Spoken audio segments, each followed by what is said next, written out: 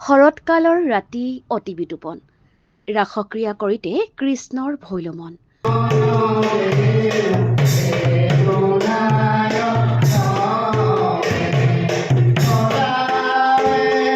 হয় শৰতৰ স্নিগ্ধ জোনাক নিশা নীলা আকাশত শুকুলা মেঘৰ লুকাভাকু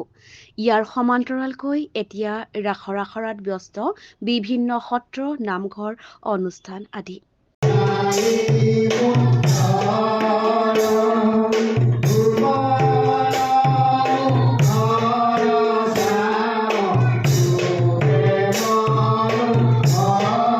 ৰাস মহোৎসৱলৈ মাজত মাথো কেইটামান দিন থকাৰ সময়ত ডিব্ৰুগড়তো ডিব্ৰুগড় সত্ৰীয়া সাংস্কৃতিক কেন্দ্ৰৰ সৌজন্যত ডিব্ৰুগড় কেন্দ্ৰীয় শ্ৰী শ্ৰী কৃষ্ণৰ ৰাসলীলা আখৰাত ব্যস্ত সকলো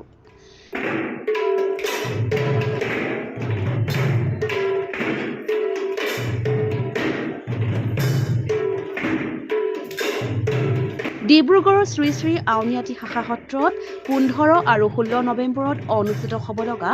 এই ৰাস মহোৎসৱলৈ কেইটামান দিন বাকী থকা অৱস্থাত এতিয়া ব্যস্ততা বাঢ়িছে সকলোৰে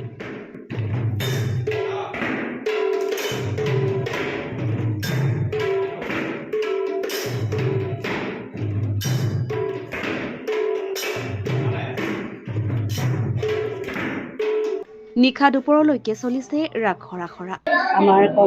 কংসালয়ৰ পৰা আৰম্ভ হ'ব আমাৰ ৰাস গোপবালকসকলেও হ'ব তাৰ পাছত আমাৰ শিশুলীলা মহাৰাস এইদৰে আমাৰ গোটেইখিনি দৃশ্য দেখুওৱা হ'ব আউনীআটী সত্ৰত অকবক কেশী পুতনা কংসক বধিবলৈ সাজু শিল্পী বিভিন্ন জাতি জনগোষ্ঠীৰ মিলনেৰে অভিনয় হ'বলগীয়া আখৰাত ব্যস্ত শাৰদীয় ৰাস উৎসৱৰ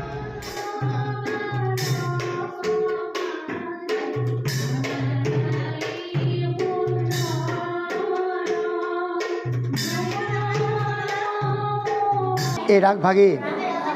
আচলতে আজি 4-5 বছৰ পতিত হৈ আছিলে এইবাৰ পুনৰ আমি সেই ৰাসভাগী ডিব্ৰুগড় ৰাইজৰ সহযোগত সত্যাক এই কলাকৃষ্টি কেন্দ্ৰৰ উদ্যোগত আমি সকলোৱে একগোট হৈ পুনৰ এই ৰাসভাগী আমি উদযাপন কৰিবলৈ লৈছোঁ খোল তাল বাঁহীৰ সুৰৰ লগতে ৰাস গীতৰ মধুৰ ধ্বনিৰে মুখৰিত হৈ পৰিছে এতিয়া আকাশ বতাহ